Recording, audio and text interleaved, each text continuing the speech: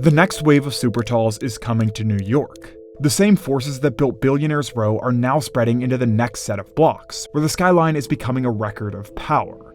Because that every site we'll cover today is a debate most people will never see. And while a lot of the coverage around these towers tends to be negative, the reality is more nuanced, and I'm going to try to tell this story without bias. So on a rainy day in New York, I traveled through the city, visiting sites of future Supertalls in a skyline that may have a lot more growing to do. Before getting started, take a look at this map we put together. These are the 18 Supertall skyscrapers currently standing in the city. There's Billionaires Row, Hudson Yards, the World Trade Center, and Brooklyn Tower over here. Now, this is where all of the new towers we'll talk about today would be going, assuming they all get constructed. What you'll notice is the location of these are not very unique, and in most cases, they're generally paired with their Supertall neighbors. Where they start becoming unique, however, is when we look at this game that's being played, like this big chess game between the developers and the city. And there's no better place to start talking about this than West 57th. Walking up to it, you would have no idea that this site was the future home of a Supertall tower. The original buildings at 41 to 47 West 57th were demolished first. Then the developer, Sedesco, added the neighboring plot, forcing another round of demolition. The planned tower is a 63-story, roughly 1,100-foot mixed-use building, with 119 residences, a hotel, and restaurant space. But the key detail here is the trade that helped make the height valuable. New York zoning controls how much floor area can be built on a site, which obviously matters to developers because it determines how much they can sell, lease, or turn into hotel rooms and luxury apartments. So, Sedesco made a move. Under the city's Zoning for Accessibility program, the developer pursued an authorization that would give the project 53,000 square feet of additional zoning floor area, which represents more high-value space stacked into the sky. In exchange, the developer agreed to fund accessibility upgrades at the nearby 57th Street F train station. Things like elevators, station equipment, and future maintenance reimbursement. And in case you missed it, aside from the hotel, this is a 63-story building with only 119 residences. So you can kind of do the math. If it gets built as planned, these are almost certainly going to be large, extremely expensive homes. Another batch of luxury condos added to the lineup on Billionaires Row. Next, the story moves uptown to 77 West 66th. Unlike Billionaires Row, the Upper West Side has no Supertalls. This is a neighborhood people associate with Lincoln Center, older residential blocks, and a much lower skyline. So the idea of placing a roughly 1,200-foot tower here makes it unique in and of itself. For decades, this block was part of a media complex. But by 2024, ABC and Disney had completely shifted operations downtown to Hudson Square, and suddenly, the old buildings began coming down, including the former 22-story ABC headquarters building, which is the only one left standing as of our site visit in April 2026. But let's jump back really quick. So ABC moves out of the building in 2018, then Disney sells the site in the same year to Silverstein, who then sells it in 2022 to Extel.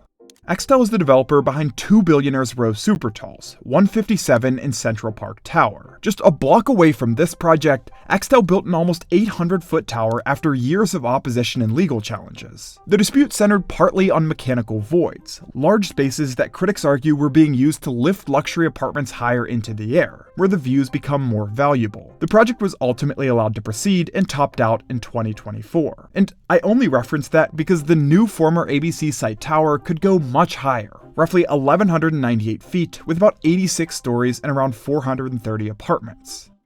On the Upper West Side, there are very few places left where a developer can even attempt something at this scale. Unlike what we saw at 57th Street, Extel's advantage appears to come from control. The company reportedly added air rights, which we'll talk about in a minute, from nearby buildings. So instead of having to add some public benefit, Extel entered this game a step ahead.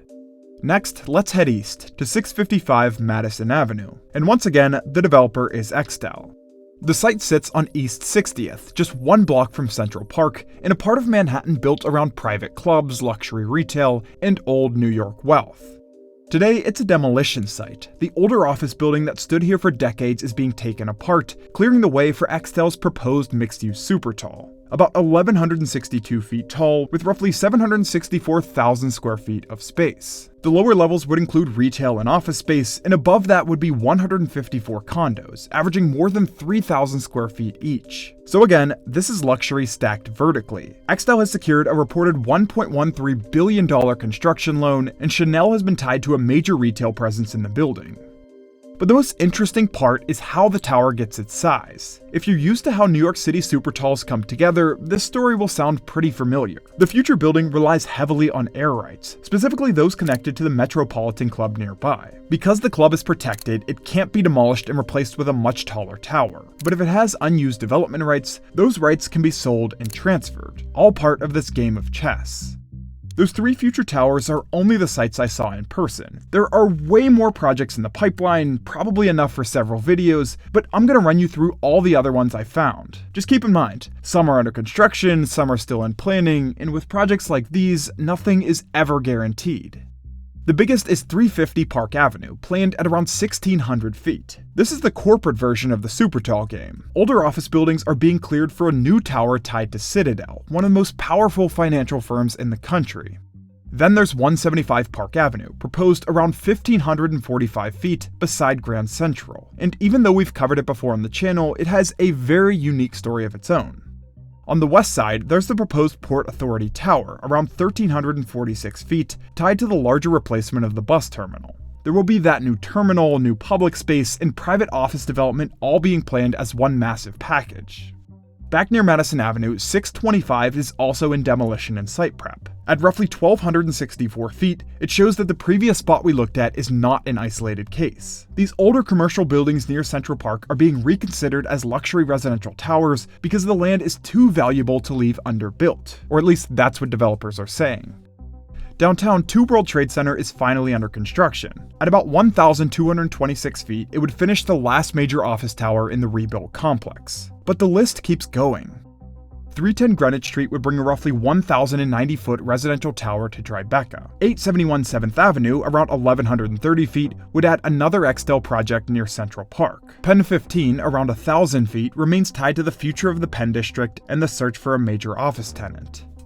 Then there's the Torch, already under construction near Times Square. At roughly 1,029 feet, it's got a very unique design. And finally, 525th Avenue, roughly 1,000 feet tall, is now nearing full completion and looks just about ready to open.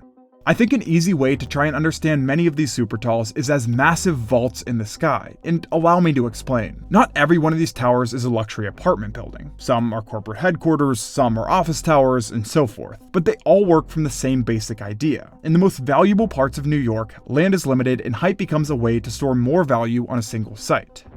In a city as constrained as New York, that concentration can be powerful. A Supertall can compress enormous economic activity into one footprint. It creates years of construction work. It can expand the tax base and bring in corporate tenants, global brands, wealthy residents, and visitors willing to pay a premium to be in the center of the city. And when the city negotiates well, as we heard in one example, some of that private value can be pulled back down to the street.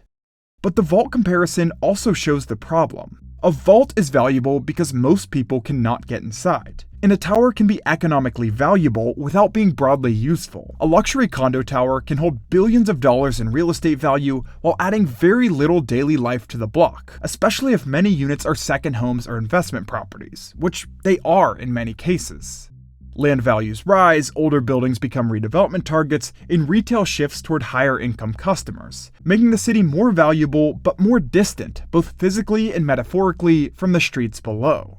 And that's the real challenge, in my opinion, of the next skyline, making sure New York captures enough public value before too much of it disappears into the vault. I'm Josh, this is Buildcore, thanks for watching.